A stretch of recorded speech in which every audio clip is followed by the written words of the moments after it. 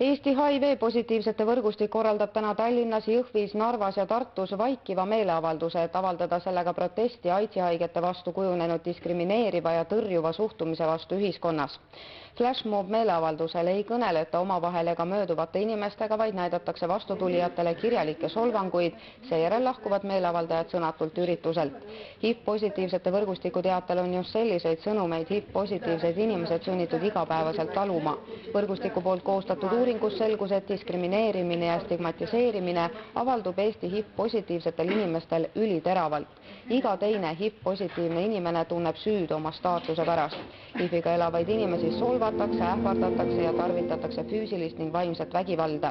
Nii on 23% HIV-positiivsetest inimestest langenud füüsilise vägivalla ohvriks. Pühapäeval tähistatakse ülemaailmset AIDSi ohvrite mälestuspäeva, kus traditsiooniliselt mälestatakse AIDSi läbi lahkunuid, kuid antakse ka elavatele võimalus mõtiskleda selle üle, et AIDSi temaatika puudutab meid kõiki.